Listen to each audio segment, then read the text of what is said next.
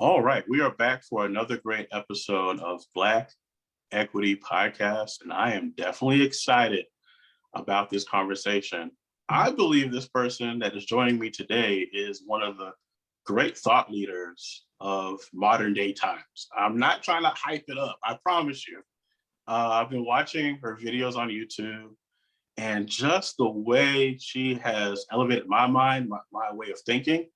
I hope that you will also have that same experience as well through this conversation and exploring her work. I want to welcome thought leader ZaZa Ali. Welcome to Black Equity Podcast. Thank you so much, brother. Thank you so much for having me, and peace and love to your audience. Thank you. Thank you so much. For those who don't know who you are, just tell us a little bit about yourself and how you have positioned yourself as what I call a thought leader in society and culture. Well, I think through life, obviously, but let me get to your Right. question first.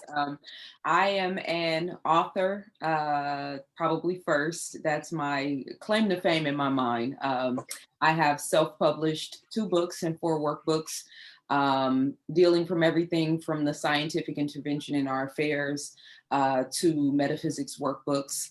I have done everything from radio to speaking engagements at colleges across the country to mom and pop shops. I think there's a subset of people that know me most for the scientific intervention in our affairs, dealing with topics about chemtrails and genetically modified food and the V word and things of that nature. And then there is a subset of people that know me for, Black power, Black love, Black revolution. And then there's a subset of people that know me for metaphysics and spiritual teachings. So I'm at a point now where I'm trying to bridge all of those very different categories and subsets and kind of bring them all to the center. But I would say that's kind of, the main focus of my work, those 3 things. And just living life, when I was growing up in Oakland, California, I was noticing that crack cocaine was destroying, a burgeoning Black community and culture, and I wanted to understand why. So I think that was probably what inspired me or intrigued me about looking into, the scientific intervention in our affairs, so to speak. And then later I learned about chemtrails and started researching that.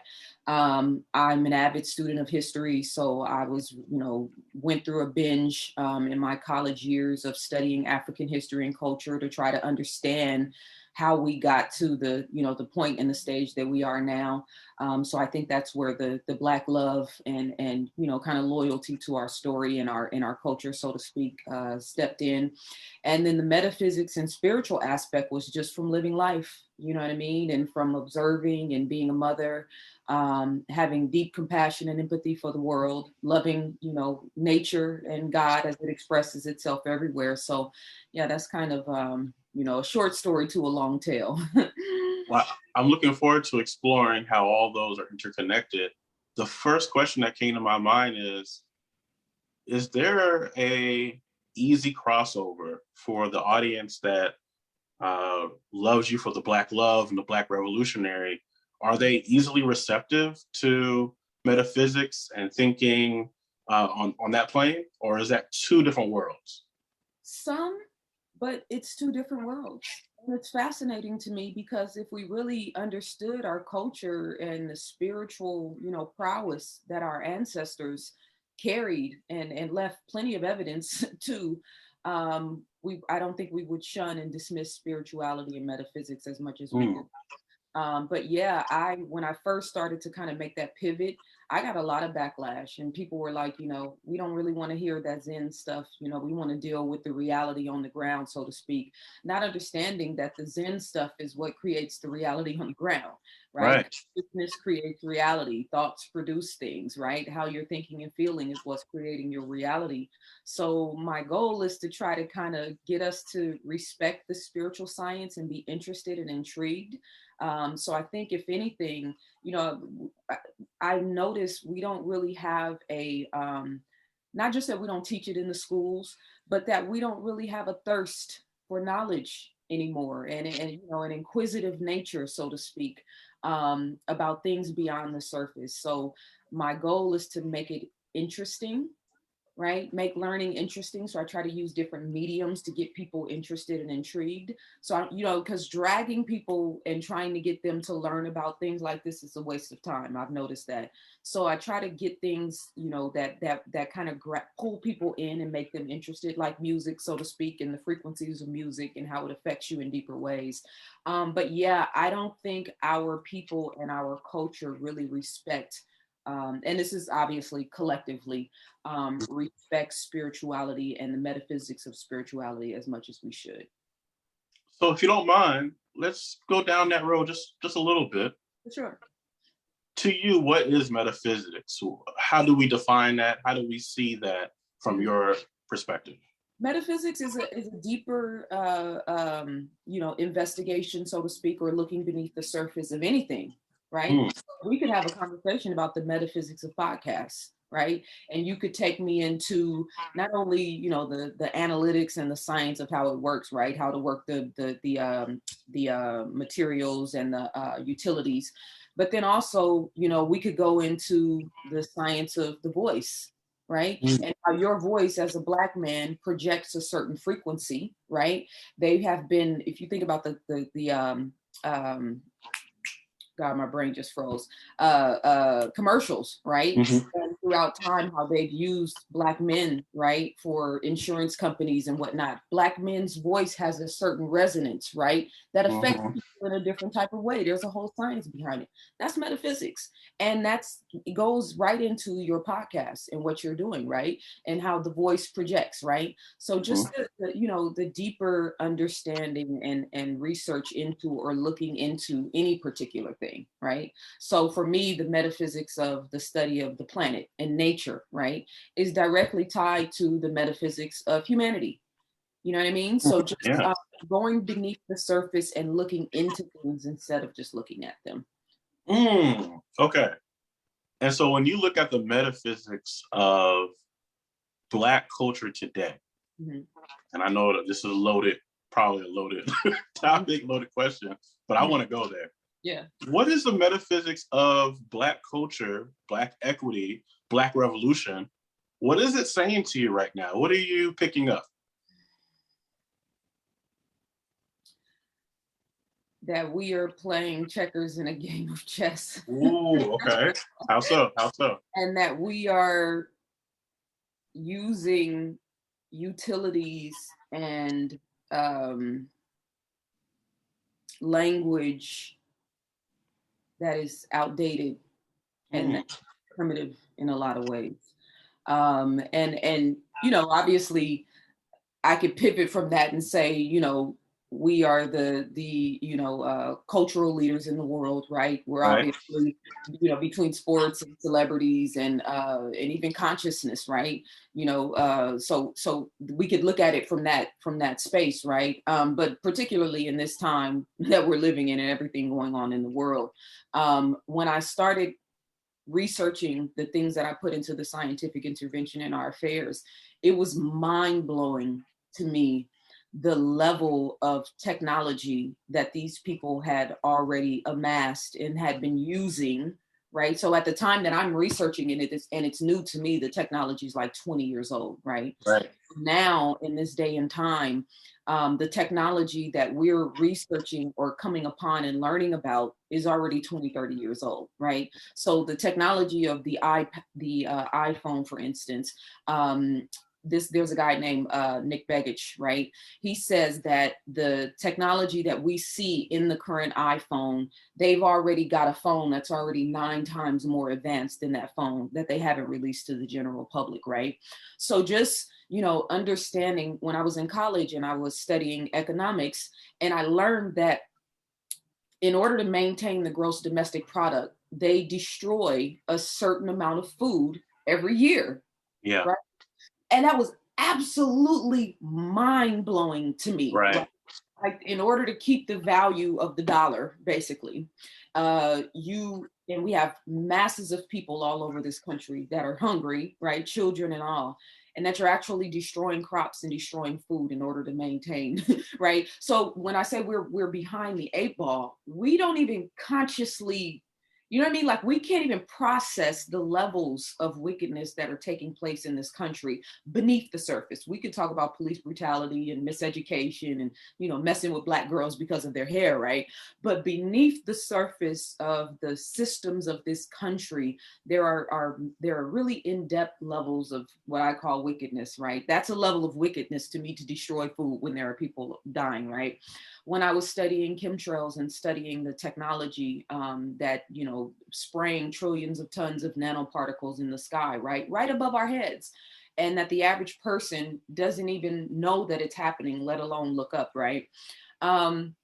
So I think just all of those things, and really understanding how they've taken science, you know, between fluoridated water and mercury in you know, your teeth and your like, while I was learning these things, and then you learn there's absolutely no justification for putting mercury in fillings because it's seeping into the body, right? I just was absolutely blown away at how they were taking natural resources and science and kind of using it to manipulate, you know, humanity. So I think when we talk about revolution, when we talk about, you know, evolution, so to speak, it's hard to, you know, combat a war that you're not even conscientious that's taking place. Our lack of respect for math and science is catching up to us. And I think that's where we are now. When you mentioned basically killing their crops in order to prop up the dollar, the first thing that came to my mind is we're taking something that's imaginary, not real, however you want to define it. Some people say it is real. Money is energy. Yeah. But to take something that is technically not real and propping that up by getting rid of things that are real, to me, it's like, wait a second. Why would you destroy our food supply for something that isn't necessarily something that that's tangible? But then it makes me realize you have to keep up the facade. Yeah. There's a facade that comes with the dollar. There's a facade that comes with the currency. Yeah. It's what's one of the things that's made America, you know, the land of milk and honey, so to speak. Of course, military and, you know, access to, you know, nuclear weapons adds to that. I mean, think about genetically modified food. You know, if I put a seed in the ground, and just water it, it's gonna grow if I properly cultivate it. Why did you need to go into a laboratory and find a way to trick, you know, the DNA, so to speak, of lemons, oranges, and limes? What was the purpose of learning how to falsely create those things when they grow in abundance, right? What was the intention? Well, the intention, they say on the surface, is to stop mass poverty, right? But we know that's not the case, because you're destroying food every year in order to maintain domestic product, right? So yeah, I just, you know, the whole concept of genetically modified food to me was just baffling. And as I learned about it, it was just haunting me. You know what I mean? Especially, again, you got people in Africa that are dying of mass starvation. When I was, you know, 10, 11, 12, I remember the videos of the babies in Africa with flies around them, and you can see their whole rib cages. And then I turn around and you're telling me that you're fake creating food and at the same time destroying food to maintain your dollar. It's complete insanity. No, I agree. So then it makes me wonder, why are we, and I say we as humans, but of course, this is from a Black perspective, so take that as you will. Why are we killing each other over the dollar? If the dollar ain't as real as we think it is, why is everybody fighting and stabbing in order to get to this almighty dollar that isn't technically real? Well, and you know what's funny? You know, the new currency that's on the scene isn't backed by anything either. Digital currency isn't backed by any. The same argument we had about the dollar, it went out the window when digital currency. And you know, don't get me wrong, I'm a businesswoman, right? So I understand the logistics of making money, and I would rather us be making it however we can, as long as it's righteous, right? But there's a whole new currency looming in the background that we haven't really had a conversation about, that isn't backed by anything except consumer confidence. So we're back in the same boat. It's just shiny and gold, you know, proverbially in the digital world. But you know, I think there's multiple things, and I talked about this in the scientific intervention in our affairs. I think that the calcifying of the pineal gland, which is through fluoridated water, which is through the mercury that's in the fillings, which is through the chemicals that are in the chemtrails, right? This has been like a 50-year program that has slowly been poisoning people's ability to think rationally, right? Mm-hmm. To question authority. All those natural kind of human instincts that we have to protect ourselves have now somehow fallen by the wayside. People can't even see evil and wickedness looming. They can't even feel danger looming, right? So I think that along with the self-hatred aspect, right? Worshiping another man, so to speak, i.e., his money. I think a lot of us in our culture worship money. Money has become our God. When chasing the bag becomes the priority over, health and well-being and taking care of our culture and our community and putting our women and our children first, then I start to say, well, who is your God? You know what I'm saying? Because there's Mm-hmm. no scruples and no principles and integrity that come before the bag, so to speak, right? Our culture was never like that. We don't ever hear about, in Kemet, they had they had to take a couple of brothers and sisters out before they could, strategically lay the granite in the tombs, right? Like there's no historical references where we put money first because abundance was everywhere, right? So gold was everywhere, so we didn't have to kill each other for gold because it was everywhere.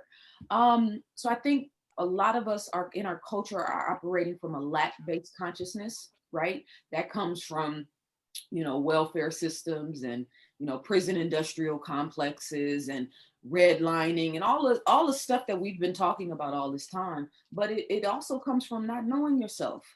So this Mm. goes back to the spiritual piece that we started with, right? My spiritual way of operating is from abundance in all things. So abundance in your lifestyle, how you live, the quality of your home, abundance in the way you think and move, abundance in the way you eat, right? So we're not operating from that spiritual perspective of abundance. So now it's lack-based consciousness. Always focusing on the bag is a lack-based consciousness because Mm. you're implying you don't have it, Yes. even when you do.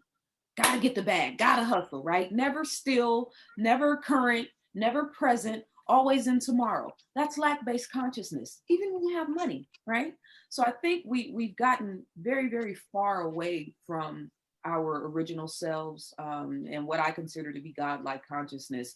So that contributes to the killing. Obviously, the way you eat, right, is affecting the way that you're moving in the world. If you're eating McDonald's every day, you're not operating on the same mental wavelength as a person who's eating a consistent organic diet and fasts and has a different level of clarity and awareness, right?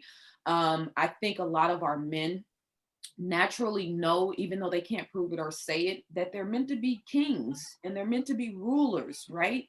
So how do you put a child and then a man child and then a man into a world where he naturally knows, even if he can't express it, he's meant to be a ruler, right? And then you put him in a 6x9 cell, Right. or you put him in a project, right? With his daughter, with his sisters and his brothers and his mother suffering, and there's chaos and all around him. It's like perverted melanin is what I talk about when melanin is supposed to be operating and expressing a certain thing, right? And then in the summertime, when there's high level, when the sun is highly activated, you are supposed to be expressing that melanin through art, through culture, through Mm-hmm. music, through dance, through expression. However, for me, it would be research and science and math, but it's my expression, right? Now, our children and our sons don't have any ways of expressing that melanin, right? Mm. So a gun is close, right? And there's beef around the corner, right? And you're constantly being disrespected. The teachers disrespect you, the media disrespects you, the police disrespect you, right? So it's like this boiling pot of a lot of different things that are kind of coming to the surface. And unfortunately, again, we're not looking at the science. We're not looking at the math. We're not looking at the psychological programming. We're focused on police brutality, right? we're focused on the surface things that are obviously important, but everybody shouldn't be focused on one fire. There's like 50 fires. You know Right. what I'm saying? So Mm-hmm. I think it's a culmination of all of those things. I think Black men have not done a good enough job, particularly the elders and the middlemen, right? Not an Mm-hmm. elder, not a youngster, but kind of in that middle frame. Haven't done a very sufficient job of going into the hood, you know what I mean? And giving proper perspective and giving hope to those young boys. So I think it's a culmination of a lot of those things. And then, like I talked about in the scientific intervention in our affairs, lead poisoning. There was a big story in Chicago, maybe 6 or 7 years ago. It was before I wrote the book, that talked about the high levels of lead that were being found in the piping systems all throughout Chicago. Well, anybody that knows anything about lead knows that it makes you highly susceptible to violence, violence, right? So Mm-hmm. that's another aspect of it, right? Aluminum, which is the chemtrails, makes you highly susceptible to violent tendencies. So again, going back to the scientific war and how we have to start kind of embracing and looking into science a little bit deeper. ZaZa, you're dropping a lot of gems on me. There's a couple things I want to pick up from what you said. Yes. You said we need to put women and children first, Mm-hmm. right? And so I'll just ask probably the question that I know the answer to, but I want to just hear your perspective. Mm-hmm. Why do you believe, at least in our culture, men, Black men, have not put Black women and Black children first? Go ahead. Because women have to put themselves first to put women and children first. Mm. You have to love yourself internally from a righteous standpoint in order to put the people that you love and care about as a priority, right? So I just finished a workbook called Keys to Womanhood, what every young lady and woman should know. And in the workbook, there's a section called Boys to Men, and it's specifically about our relationship and connection to men. And it's really to get women to understand that not stepping back and judging and analyzing men separate from us, them over there. No, what's happening to them is happening to us, particularly because, and I'm a mother of a son, right? He's 18. So for me, everything that I do now as a young man, for him, as him, a young man growing up, everything that I do as it pertains to how I interact with men, my son is a factor, right? How Mm-hmm. I talk about men on my platform, I have to include my son when I assess how I speak, right? So I think that as women, particularly as mothers, when we look at the condition of our men on the planet right now, I think we failed them in certain regards, right? And obviously, Black women, African women have been the glue in our communities, right? So we want to make sure we give proper credit because, without us, where would we be, right? Right. But I also think that, if we talk about a lot, like when, after slavery was nullified and we were trying to find our way in this country, right? Black Mm-hmm. women were so fearful of what could potentially happen to our sons, a la, Emmett Till, so to speak, that we were operating for one or two or three generations post-slavery, right? Completely engulfing our sons in fear. Now we could say, well, we had to deal with the reality on the ground. Absolutely. But again, I'm coming from a spiritual science perspective. I see how we got to where we are today, right? Because you were living in, Mississippi or Tennessee or Texas, right? And you sent your son up to Chicago, right? Or to Milwaukee because you learned that it was, safer in the north. And later we found out that it really wasn't. It was just a different kind of danger, right? Mm-hmm. But think about the cultural embedding, right? And the mind science of 2 to 3 generations of Black men that have been indoctrinated with fear, right? Yeah. So I think that, for women, we have to be mindful and conscientious of that. And I work with women and counsel women all the time. And I talk to them about how they parent. And a lot of the parenting is being done from a fear-based consciousness, right? So I think that female aspect of how we're rearing and raising children, right? I also talk about in the workbook the science of what's actually happening in the womb. The condition of a man's sperm and the condition of a woman's womb before they ever even link up is what's the decided factor of the quality of children that they produce, right? So how we eat and how we live is going to determine the quality of children that we produce, right? Again, going back to the science. I also think, again, like the going back to the bag aspect, I think that the emphasis on money and the lack of emphasis, we're spiritual, mental, emotional, and physical beings, right? The money is part of the physical aspect. It covers all, the quality of life, so to speak. But when it comes to the fullness of who we are as human beings, money is only a fraction. There's a whole other aspect to our reality, taking care of ourselves, how we think, how we feel, how we live, how we eat, right?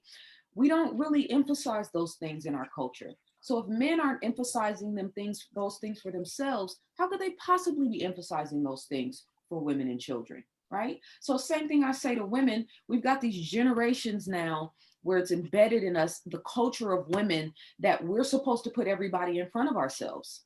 Sacrifice for the family, sacrifice for the greater good, sacrifice for the community, sacrifice for the culture, right? So how can a woman that's operating from that vantage point actually put her best foot forward and teach men and children how to properly treat her if she's not treating herself properly? Right. You see what I'm saying? So it all comes back to, first and foremost, self-preservation is the first law of nature, right? So a man that loves himself in a righteous and authentic way naturally is going to love and cover and protect women and children. You see what I'm saying? So Yes, I think we've, even we've kind of been telling men, women and children, women and children, women and children, right? I don't think that's the proper way. And yes, women and children, right? I'm screaming that from the rooftops, but it's hard to get a man that hasn't properly really come to a true in-depth sense of love for himself to have a real, true, in-depth love for women and children, right? Because he's never really properly experienced that. Okay, so I knew my next question was going to be about, you were talking about going back into the hood and I guess nurturing young boys to become better men. And so I guess part of that question as well is, how does someone start loving themselves first? How do we, I guess, make that right environment where somebody can do that? Well, one simple thing is to really step back and take an appraisal of your life, right? And to identify all of the things that the people and the circumstances and the behaviors that are not in alignment with your well-being, right? So again, how you eat. Yeah. You eat Popeyes every day. I'm willing to bet that you've got some issues with self-love. Right. If you don't take care of your physical body, you know what I'm saying? Like, what do we, that's one of those simple things, like, how you eat and what, I know people that don't drink water. It's hard to make an argument that you love yourself, right? Drink water, right? So, and like with and this is just an example with women, right? In the workbook, again, I talked about, women have this thing where we cling to other women that are emotionally abusive. There's like this whole thing in our culture with women, from the mean girls up to the cattiness and the jealousy and all that stuff. Like, if you have women around you that are like that, I mean, that's the first step to self-love, eliminating things in your environment that are contrary to your well-being, right? So our men have a long list, a laundry list of things that we do now. For instance, the stripper culture now, I said the concubines are leading the culture now, right? Fair enough. That's accurate. That's accurate. Right? So I've been saying to myself, as I've been analyzing social media, how is it possible for a functioning young man to operate at his highest capacity when there's behind shaking and jiggling and, soft porn everywhere?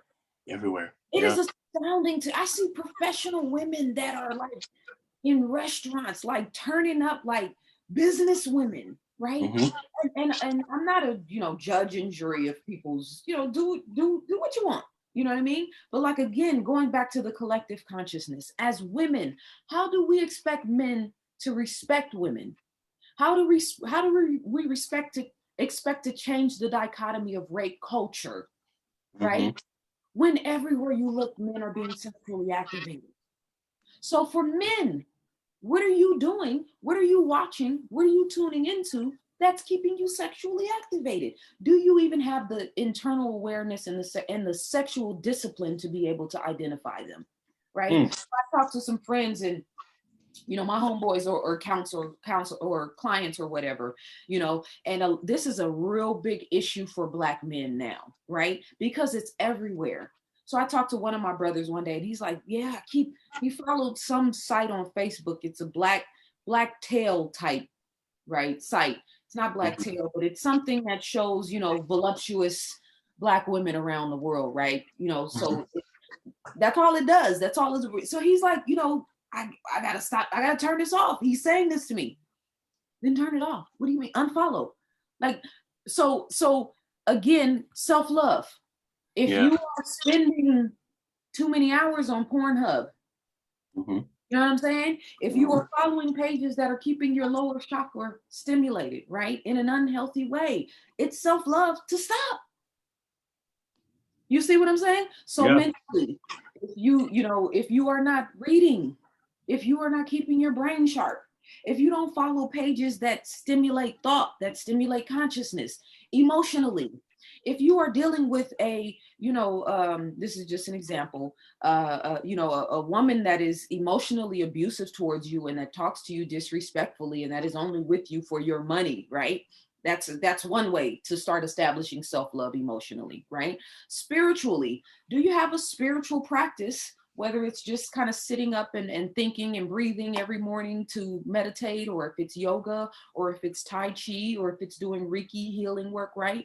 So you have to be spiritually focused. And then physically, obviously, we talked about the way that you eat, the way that what you're putting in your body, right? How you take care of your physical self.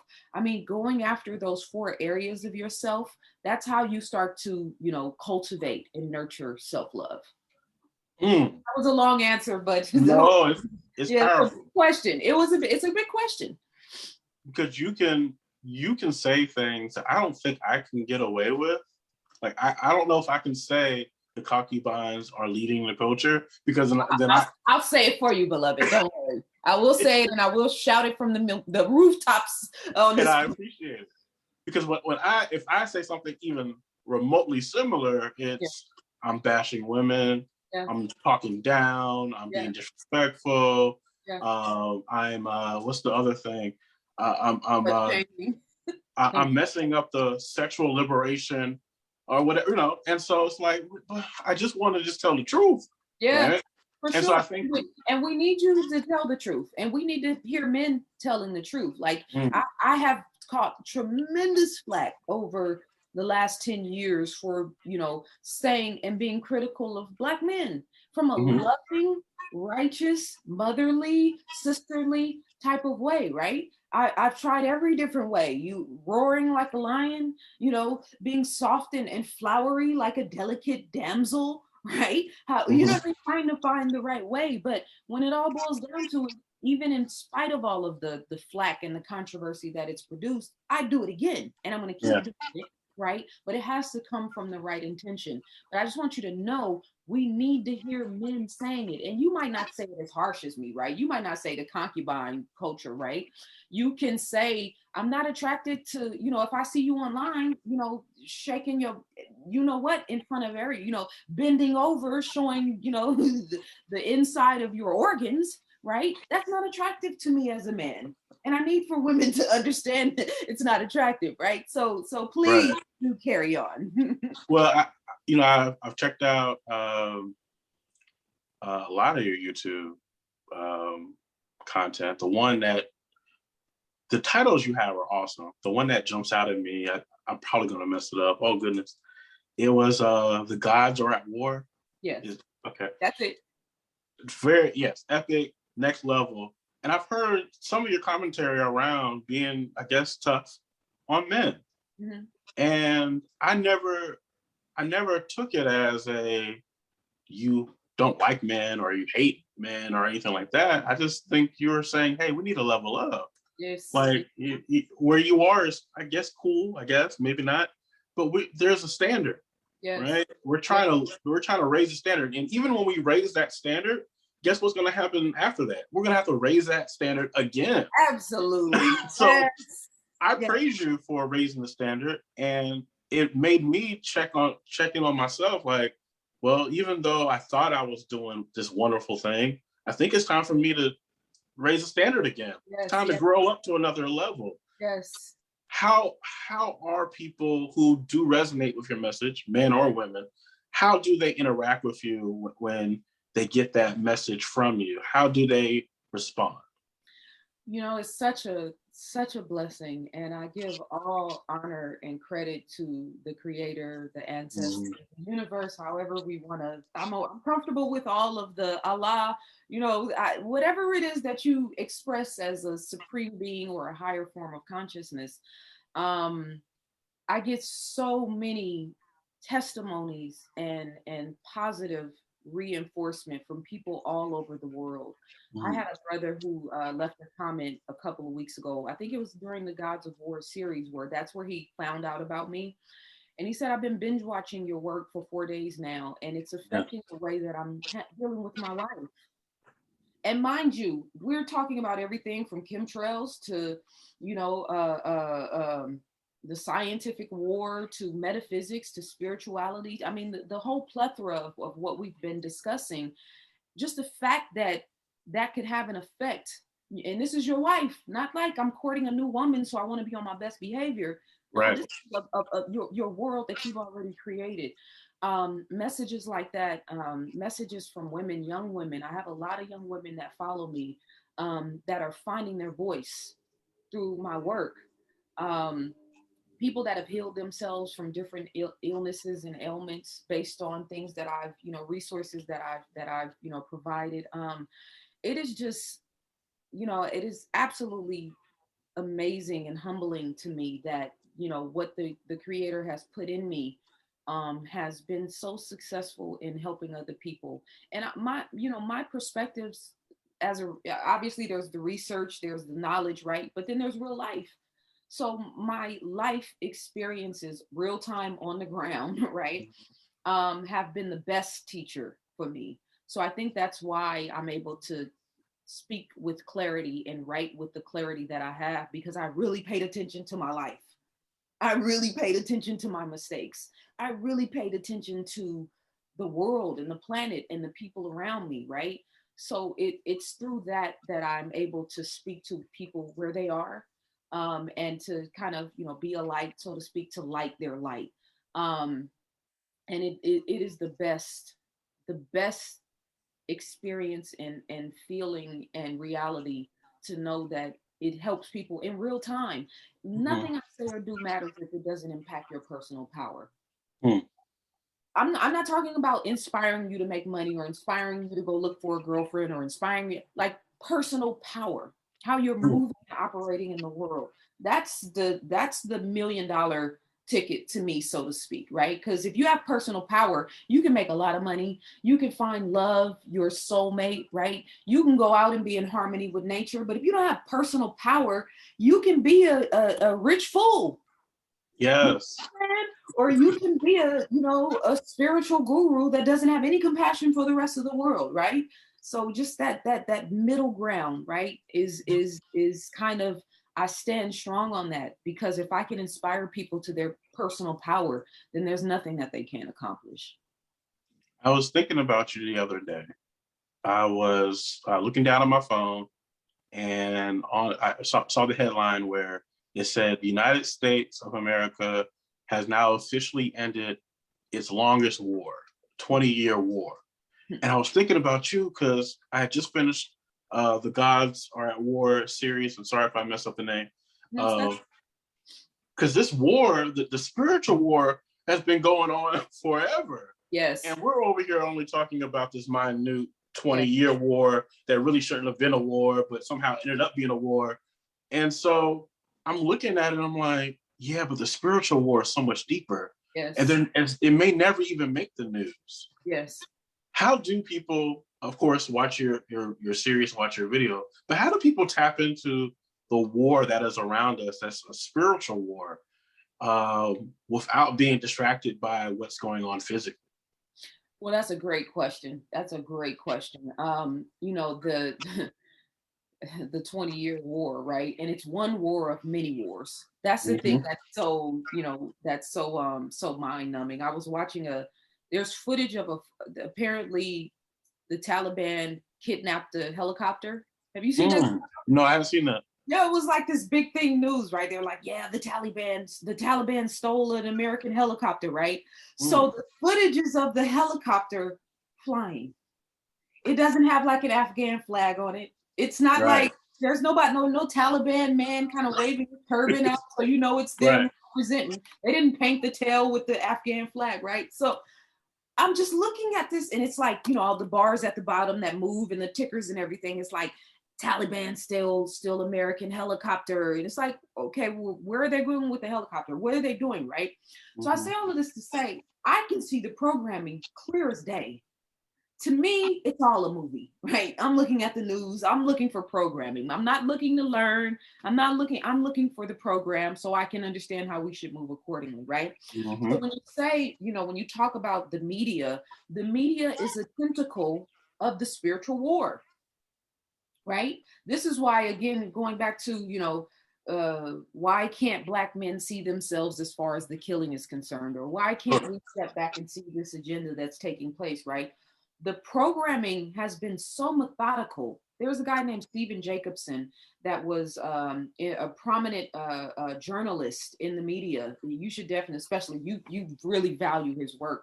But he talked about all the different techniques that the media uses, from the voice intonation of the person who's reporting the news, right, to the tickers that are moving. And, you know, it's a whole science to trick your brain from thinking logically, right, and in common sense, into just taking in the programming, the colors that they're using, right? It's a whole science and methodology. So that's a tentacle of the spiritual war. So some people say, well, I don't even own a TV. You know, I haven't watched TV in 20 years. Okay, that's wonderful if it works for you. I know there's a spiritual war going on, and I know that the media is one of the tools that they're using. So I want to be mindful and aware, right? So I know how to move accordingly. I'm a researcher, though. Everybody doesn't have to apply it that way, right? But that's how I apply the news. So when it all boils down to it, I think that the bottom line is that this is a war between light and darkness. Evil and good, right? Righteousness and unrighteousness, right? So that war is playing out in the male-female dichotomy. How do we know? Because in my workbook, Keys to Womanhood, there are 3 graphs that show the statistics globally of women that are being raped, women that are raped, women that are killed by another man or another male, and then physical safety overall. On each one of those maps, nowhere on this planet are women considered safe. There's like a red section and then a yellow section and then a green and a yellow, right? So in America, just for instance, sex trafficking, America falls in the category of it's illegal, but it still kind of slips through, right? So that's in America. That's supposed to be considered one of the more safer countries. Same thing in Canada. I don't know Canada for being anything like, what do we know about Canada? Like there's not a lot of death in Canada. They're not known for violence. They're not known for crime, right? But still, they manage to have high statistics of domestic violence and rape, right? How is that possible, right? So I'm looking at these maps, and it's absolutely astounding that nowhere on this planet are women safe. High levels of sex trafficking, high levels of rape, high levels of abuse, right? Africa, everywhere. So this war between good and bad, righteousness and unrighteousness, right, is playing out through the sexes, the male-female dichotomy. It's playing out through the races, white versus black, and everything in between, right? Look at the conditions in China. We love to talk about how China is so economically advanced and technologically advanced, and they're winning as far as the war between America and United States, right? But the policies of China, the one child policy, for instance, that is one of the most savage and abusive policies that you can even, and then don't have a girl, right? You only get one shot. If you have a girl, now you're raising this child with this disdain of, you were my one shot. You came out to be a girl and not a boy, right? I mean, just think about around the world when people have children. We prefer sons. Having a son is the preference, right?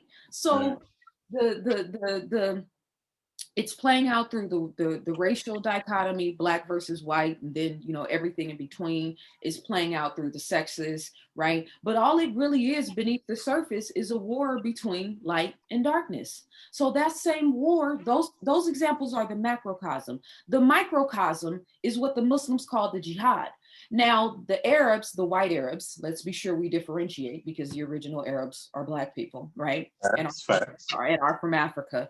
But so the white Arabs have misinterpreted the scriptures of jihad to mean that you're supposed to go blow yourself up in a building so you can get 72 proverbial virgins, right? That's not, that's a metaphysical, symbology. It's not meant to be taken literally. But you have people now that take these things literally, not understanding that the jihad is the war between light and darkness every day. So black men in the hood, right, that are being provoked through police brutality, through turf wars, through money wars, crime, whatever, poverty, you are losing the war. The real war, which is the jihad, which is the inner war, light and darkness war. Every day you walk out of your doorstep, you can choose to be Jesus or you can choose to be Judas. You understand what I'm saying? Yes, so ma'am. The macrocosm, excuse me, is the male-female dichotomy, black-white dichotomy, right? Good versus evil dichotomy. The microcosm is the individual self and how you are moving and operating in the world every single day. Are you gossiping and sabotaging and slandering other people? Are you moving out with good intent towards humanity and mankind? We as Black people have to remember we're global citizens. So we want to, a lot of us have developed a consciousness of, Frantz Fanon called it black skin, white masks, right? Where you're moving throughout the world with European concepts and putting a black stamp on it, right? We're supposed to be in harmony with nature. We're supposed to be if we're in harmony with nature, that means we're not moving out with the perspective of F everybody else, it's all about us. That's not righteousness. We don't want to become black versions of white people, right? So if we're moving in accordance with harmony, right? We're right brain people, nurturing, loving, compassion, right? The artistic aspect of who we are. If we're moving out in righteousness, then we have to be opening and welcoming to the world, right? But don't be opening and welcoming to the world like we were in Africa when we let Europeans come in and trick us and turn us into slaves. No, love, compassion, empathy with shrewd discipline, focus on internal well-being, the balance, right? So I think that learning how the war is playing out internally first, and then putting your best foot forward every day to be Jesus instead of Judas, right? That's how it starts. And then we get into the layers and the level of the macrocosm versus the microcosm. Thank you. Thank you for opening my eyes to that. I typically would let everybody know how they could collaborate with you. But I got one more question I got to get in. Yes, sir. Because you mentioned it about 3 or 4 times, and it's something I pay attention to, but I don't know how to maneuver with it yet, and maybe you can help. So one day I had a business lunch meeting, and it was one of the best lunch meetings ever. And I walk out the restaurant, and I look up, and there's a whole bunch of chemtrails above my head. And I look at the person I had lunch with, and I said, we got to do something about this. But I don't know what to do, right? And so for those who are listening, what are chemtrails? I guess the simplest way we can put it. And then what do we do about them? How do we maneuver around these chemtrails, or what can we do as far as business entrepreneurs and investors to start getting into that space to to get rid of these chemtrails? Yeah. Well, first of all, thank you for seeing them when you walked out of the meeting, because I can assure you that most people walked out of that restaurant or wherever you were and didn't even see them, right? Right. I think the first thing is really start paying attention to what's going on around us, because a lot of us are living like this, Mm-hmm. right? Yeah. So I think that the first thing is to start being conscious and aware. Um, it's especially important for people that grow food, right? To really understand that the water, the soil, the air, the atmosphere, right? So let me get to your first question. What are chemtrails? So chemtrails are a compound, a toxic compound of aluminum, strontium, barium, polymer fibers, and a bunch of other metal particulates that they are using they spray them in the upper atmosphere. Initially, they look like contrails. The contrail is the natural dispensation that comes from a flight, right? So you take a plane, there's a natural line of condensation that comes from the natural, system of the engine and how it works. But contrails dissipate within 2 to 3 minutes. Right. So you'll see the line coming from behind the plane or the jet, and then 2 or 3 minutes later, it'll be gone. Well, chemtrails don't disappear. They are being released from planes, and it's happening all over the world. There's been no government accountability. There's never been a head of state or a president or anybody that has come forward and said, yes, we're doing this. But we know that they have the technology. We know that they've patented all of the technology that they're using, right? So it's easily verifiable. I talk about it in my book. We also can look up and see it, right? We've also had, there was a gentleman, and I can't remember his name for sure, but he introduced a bill back in the 1980s. His first name is William. He introduced a bill where he basically said, we need to stop doing this. And of course, the bill never went anywhere. There was never any final decision, but it's on public record. He's saying we need to stop geoengineering the skies. We need to stop spraying these, we don't know the impact of human health, right? So we have verification. There's also a paper called Owning the Weather by 2025. So this when the Navy and the Air Force Base were coming together and collectively trying to find a way to control the weather. So in this report, which you can find online, I haven't searched it in a while. If it's not on Google, it's probably on DuckDuckGo. You can find it because the internet has been completely scrubbed now, censored.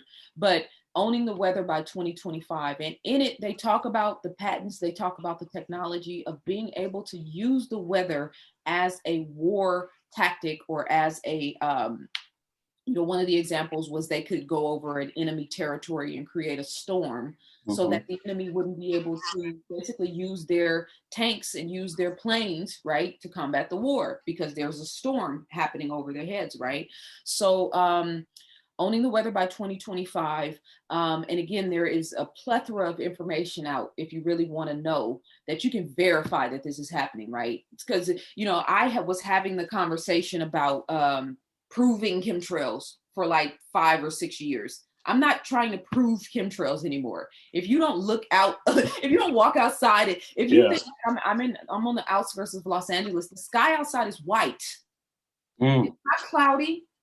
It's not, cloud here, cloud there, gray cloud, white cloud, light gray cloud. It's white.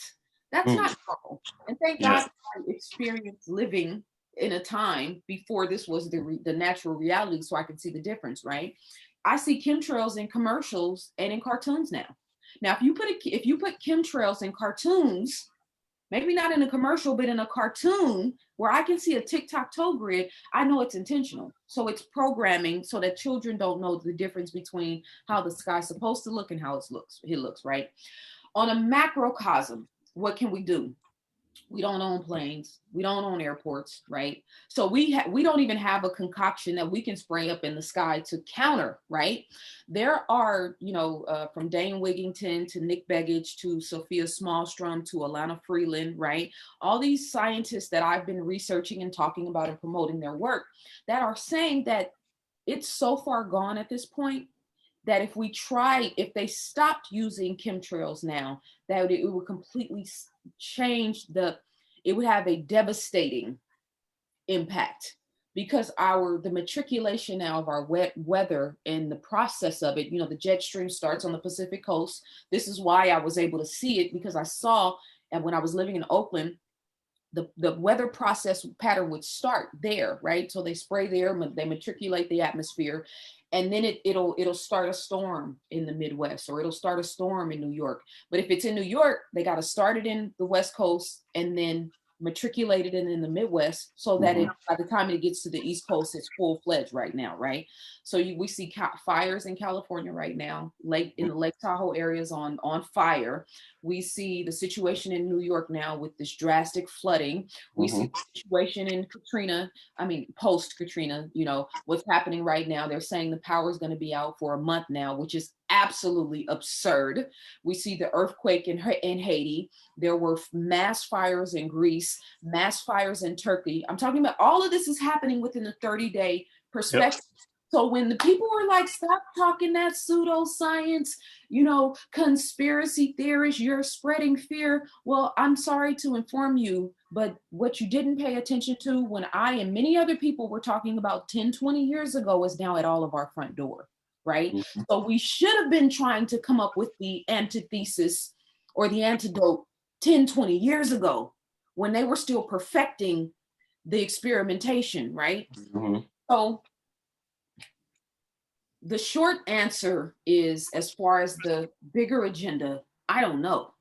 We don't have the technology, right, to go up and counter this is when we have to have some sort of reliance or relationship with the cosmos and respect for a higher power, right? Because the damage of what they've done to the upper atmosphere, the ionosphere of the planet, I don't know how far it's gone, right? And then they're using global warming as the culprit. Global warming is what's actually causing the fires. No, it's not. You're spraying trillions of tons of nanoparticles in our upper atmosphere under the guise of blocking the sun out, right? Which is causing global dimming. So our planet's not even getting the normal percentage of sun that we're supposed to be getting, right? Which obviously affects melanated people in a different way. But I would say, for the farmers and the people who are into agriculture, you have to start looking into this science, because we need you to develop an antidote for raising crops. Otherwise, you're raising crops that have metal particulates that could potentially cause sterility, right? Impotence, right? The brother Tyrone Hayes, who did the extensive study with the frogs, that was finding out that the herbicides and pesticides that they were spraying on all of our food that we eat every day was causing impotence. It was also causing the frogs to turn gay. And when I say turn gay, I mean male frogs starting to like male frogs. And you know what I mean? Like, and humanity, this is not an argument about sexual orientation, but when it starts to affect animal life, you know what I'm saying? Like, how do we know the frog, had it's, so, okay, let me stay on subject because I'll go left. But so, really just starting to look at the science of it. And so for me, as I talked about in the book, and I always talk about bentonite clay fast, right? Because bentonite clay goes in and binds the metal particulates in the body, and then you flush it out through the system, right? So bentonite clay, chlorella, chlorophyll, right? Cilantro is a heavy metal detox. Sea moss, right? From a reputable and, a reputable company, because people are just putting things in pills now and, calling it dust or magic. So I think the only way to approach this with success that we know of is internally, right? Okay. So all the things that I talked about, the fasting, right? Not drinking the tap water. I don't even cook with tap water, right? So the internal approach, and then externally, we've got to stop acting like this is not happening. We have to put our science hats on again. If you're in farming and agriculture, okay, this is something you need to learn about, because perhaps there's a way to treat the soil. Perhaps there's a way to treat the water, right? So as you're growing the food, you're cultivating the food with that in mind, right? If you are, let's see, what would be another, You know, if you are dealing with mental health, right? You're a person that studies the psychology of the mind, right? You have to understand that the levels of ADHD and the levels of autism are directly tied into chemtrails, right? And genetically modified food. So if you know that they have aluminum in the chemtrails, and you know that aluminum is connected, is probably the cause of the high numbers of ADHD and autism, then anybody that you treat should know about bentonite clay. Right? So there's practical, common sense things that we can be doing here too, from the microcosm, so that we can start internally working on this. And then at the same time, those of us who have the wherewithal to, you know, grow food should also have the wherewithal to understand the science, to come up with, you know, alternatives, you know. So I think that's the place where we start now. It's frustrating that at the 30-year mark, there's people that have been studying this for 30 or 40 years, because the scale of this war is so large, right? And the people that are in power, that are implementing it, have endless resources. I mean, this is a trillion, dare I say tens of trillions, if not hundreds of trillions of dollar program that they have to be implementing around the world, right? And then for nobody to be talking about it, how is that even possible? So I think we approach it internally on the macrocosm, and then work to figure out how we can combat it on a global, you know, kind of earthly level, so to speak. Beautiful. Thank you. I just thought of a conspiracy theory. If I'm in the mental health space and I find out this is the way to solve mental health in a way, it would almost benefit mental health professionals. Yeah. And I'm not trying to take shots. I'm just, it would almost benefit them to not say anything and continue letting it go on as it is. And that takes us back to light versus darkness in the spiritual. Right. Which is why everything we're looking at right now, like the fact that there aren't mass doctors that are lining up every single day, like, wait, warning, you know what I'm saying? The financial benefit, right? I mean, not wanting to jeopardize their careers and their prestige, right? And their, you know, all of that's like courage in this day and time is the $64 million, you know what I mean? That's more valuable than all the weighted gold in the world to me at this point. So yeah, you're absolutely correct. ZaZa, I want to thank you. When we reached out to you, you immediately said yes. You hopped on today to have this conversation on Black equity. Before we go to final thoughts, how can people pick up your book, read your book, and also watch your YouTube or any other areas you want them to go to?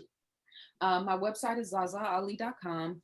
And through my website, I actually did a series called Science as a Weapon earlier this year. So when you go to my site, one of the main headers will be that Science as a Weapon series. It was a 7-hour presentation that I did. I broke it into 3 separate sections, but it's going into the metaphysics of this scientific war, right? And it's free. You can go watch it at any time. And then also my book kind of supplements the information that's in the book. But I also talk about the power of the mind and how to, you know, I've written ebooks on how, you know, practical steps to health and well-being. So the whole bentonite clay thing that we talked about, right? So you can access all my videos and contents there. I'm on Instagram, I_am_ZaZa_Ali. Wait, I_am_ZaZa_Ali. I'm on YouTube. You can get all the connections to my social media sites through my website. And then my email address, if you have inquiries of anything, is info@zazaali.com. I also work with personal clients. So if you're interested in working with me one-on-one, you can get in contact with me there. That's awesome.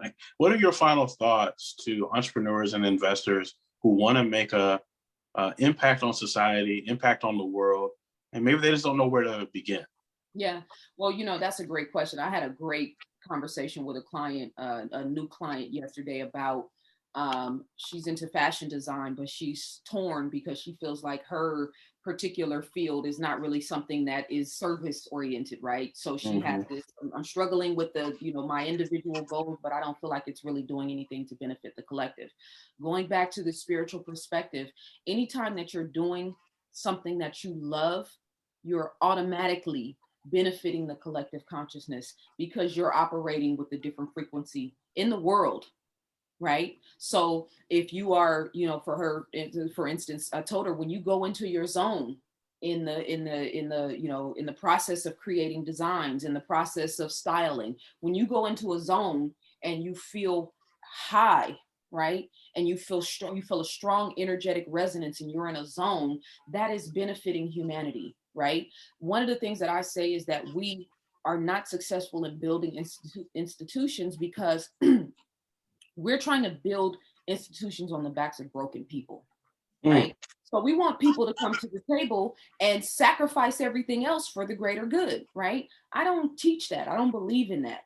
I believe in finding your niche, whether it's carpentry, whether it's being a business owner, whether it's gardening, whether it's, creating black dolls, right? To raise the consciousness and change how our daughters look at themselves, right? I think it's finding your niche first. And once you find your niche, you find a way to give it back to your people and to your culture. But understand that doing something that you love is 1000% more beneficial to the broader collective than doing something that you hate doing that makes money, right? So you got money, but you hate doing it. So when you go out into the world, everybody you interact with, it's from this frequency of, I hate what I'm doing, but I got money, right? So you're not broadening the consciousness. You're not, Right. it's not having ripple effects in the universe that's affecting people on the other side of the world that you don't know. You might hire people and, right, you have the infrastructure, so to speak, and that's good. That's a step in the right direction, right? But from a spiritual perspective, right, we can have a much broader impact if we are operating from a space of love, right? Yeah. Doing what we love and then allowing that to ripple out into the world. I love studying nature. I love studying God. That's my zone, right? So when I do that, and then I turn around and do a video, and I'm coming from that space, it's having ripple effects all over the world. I told you, a brother told me I was helping him to change the way he was interacting with his wife. I didn't have that intention. I didn't sit down and say, I'm going to find Mark down in, Cleveland, Ohio, and we're going to change the dichotomy of his relationship. No, I'm doing what I love. I don't sit down on videos when I'm frustrated and I feel bad, or I'm feeling, I have a bad day, and I do have bad days. I don't touch social media with that frequency because I understand it has a ripple effect, right? So I know we could talk about the logistics of business and all that stuff. I'm actually creating a course right now for people who want to be own publishing companies or run publishing companies or learn how to write a book or a workbook, right?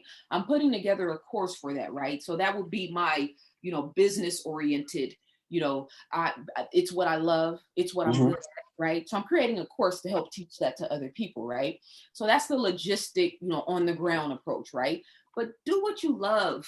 Find what you love and operate from that vantage point and that frequency, and then you'll be more prone to get investing, right? Because you're operating from a high frequency. So now you're meeting people that you never would have met if you were like, oh, nobody wants to give me money, I'm mad nobody's supporting me. No, just do what you love, right? Yeah. Starving artists, for instance, they're the whole starving artists. There's, through ages of time, this artist artists have owned and accepted that I have to do great work for free.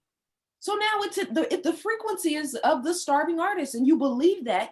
So now you don't really make any money until you die.